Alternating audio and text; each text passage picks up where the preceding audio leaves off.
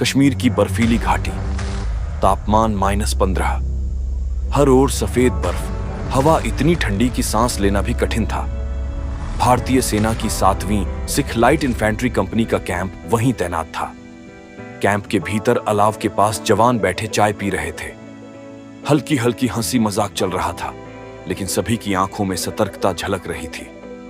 हवलदार रणजीत सिंह, ओए, ये चाय इतनी पतली है कि दुश्मन पर फेंक दो तो भी वो हंसते हंसते भाग जाएगा। नायक सलीम खान हंसते हुए, फिक्र मत कर रणजीत भाई, ऑपरेशन के बाद छुट्टी मिली तो मैं तुम्हें लखनऊ की असली कुल्हड़ वाली चाय पिलाऊंगा। जवानों की बातचीत बीच में रुक गई जब मेजर अरविंद ठाकुर टेंट से बाहर निकले। उनके चेहरे पर वही दृढ़ता थी जो मुश्किल हालात में जवानों को हिम्मत देती है। उन्होंने सभी को बुलाया और कहा, खुफिया सूचना है कि 15 से 20 हथियारबंद आतंकी एलओसी पार कर चुके हैं। उनका इरादा निचले गांवों पर हमला करना है।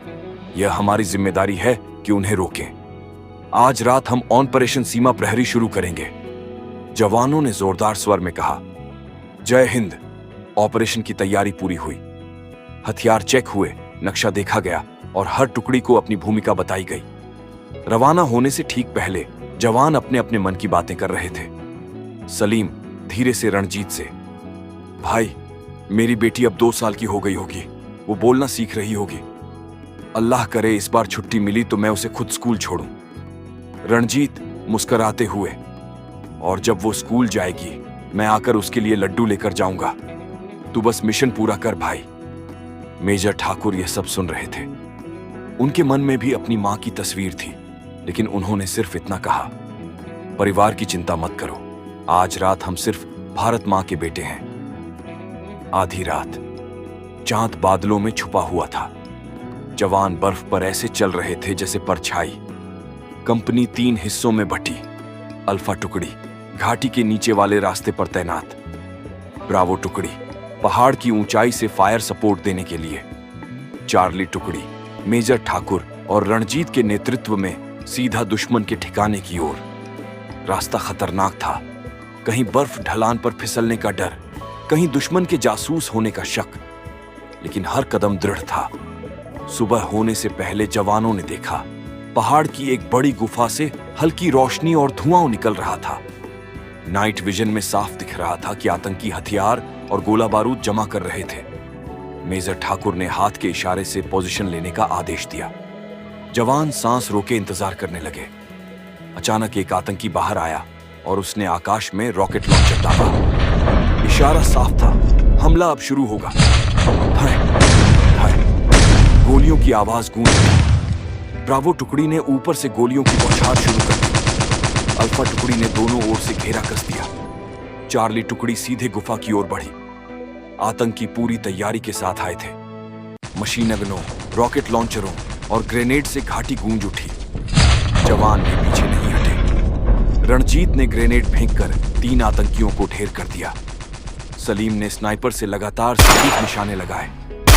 लड़ाई के बीच अचानक एक आतंकी ने गुफा से ग्रेनेड फेंका। वो सीधे मेजर ठाकुर और उनकी टुकड़ी की ओर आया। पल भर का समय था। रणजीत सिंह ने बिना सोचे समझे छलांग लगाई और ग्रेनेड को अपने सीने से दबा लिया। धमाका, धुएं और आग के बीच रणजीत जमीन पर गिर पड़े। उनकी सांसें टूट रही थीं, लेकिन होठों पर मुस्कान थी। साहब, मेरा फर्ज निभ गया। भारत मां की जय। पूरी टुकड़ी की आंखें नम हो गईं, मगर गम ने उन्हें और भी भयंकर बना दिया। मेजर ठाकुर ने दहाड़ लगाई, रणजीत का खून व्यर्थ नहीं जाएगा, चार्ज करो। चार्ली टुकड़ी ने पूरी ताकत से धावा बोला। गोलियों और बमों की गूंज से पहाड़ हिल उठा। 2 घंटे की भीषण लड़ाई के बाद सारे आतंकी मारे गए। गुफा से भारी मात्रा में हथियार बरामद हुए। ऑपरेशन पूरी तरह सफल रहा। सुबह की पहली किरण के साथ कंपनी बेस कैंप लौटी। रणजीत सिंह का पार्थिव शरीर तिरंगे में लिपटा हुआ था। पूरे कैंप ने आंखों में आंसू और सीने में गर्व लेकर उसे सलामी दी। मेजर ठाकुर ने कहा, रणजीत ने हमें सिखाया कि असली सैनिक वो नहीं जो हथियार चलाए। असली सैनिक वो है जो अपनी आखिरी सांस तक मातृभूमि की रक्षा करे। कुछ दिन बाद रणजीत का पार्थिव शरीर उसके गांव पहुंचा। गांव की गलियां भीड़ से भरी थीं। हर घर की छत पर तिरंगा लहरा रहा था। रणजीत की छोटी बेटी मासूमियत से बोली, पापा उठो ना, मेरे लिए मिठाई लाए हो ना। सुनकर पूरा गांव रो पड़ा, लेकिन रणजीत की मां ने आंसू पोंछते हुए कहा, मेरा बेटा चला गया पर वो अमर हो गया। आज हर भारतवासी उसका बेटा है। विरासत मेजर ठाकुर ने रणजीत की बेटी को अपनी गोद में उठाकर कहा, तुम्हारे पापा हीरो थे। जब भी तुम तिरंगे को देखोगी समझना कि उसमें तुम्हारे पापा का खून भी मिला है। सभी जवानों ने प्रण लिया कि रणजीत की कुर्बानी को कभी भुलाया नहीं जाएगा।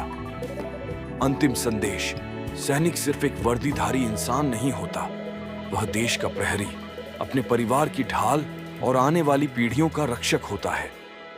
उनकी जिंदगी भले छोटी हो, लेकिन उनका नाम अमर होता है।